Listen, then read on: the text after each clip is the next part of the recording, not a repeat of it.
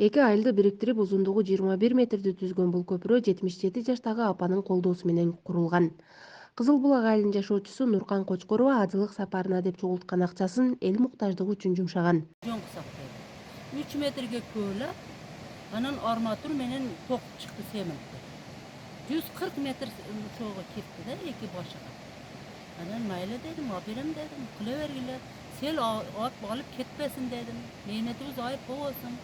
Жакшы кылгыла пулун акчасын беремин дедим.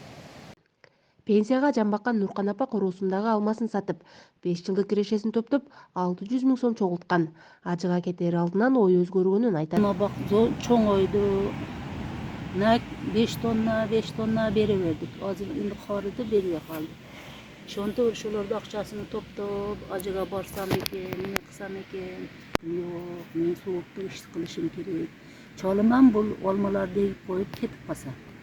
Анан огоям эч эле жок болсо, мен ажыга барсам, өзүм үчүн барсам, онун көрү мен көпүрүк салайын, элдер сүйүнсүн, şu жерден өтсүн, дуасыны кылсын.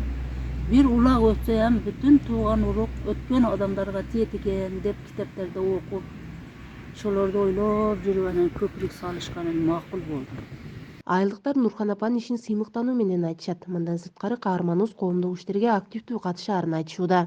Мына өйдөгү Боткочо айылынын адамдары кадам жайга машинеге чейин башка жакка кеткенге көпүрүктөн өтөт. Рахмат Нуркан жеңеме мына ушу көпүрүктү кылып берди. Ояктагы, бияктагы элдерге да жүдө жакшы болду. Сүйүндүк, Кудайга шүгүр дедик. Рахмат şu Нуркан бар экен, ушунчалык бизди şu жолубузду узак жолду жакын кылып бизге şu неме кылып берди, көпүрүк салып берди. Кудайга шүгүр дедик. Рахмат şu Нурканга өмүр узун болсун дедик, иш илгери болсун дедик. Айылдагы көйгөйдү чечүүгө болгон аракети жана салымы үчүн апанын эмгеги сыйланып, социалдык мобилизация боюнча кеңешмеде министрлер кабинетинин төрагасы Акылбек Жапаровдон сыйлык алган. Ал эми жеке ишкер тарабынан акысыз ажылык сапарына барып келген. Ажамал Мырзадолат кызы, Салам Медиа, Баткен.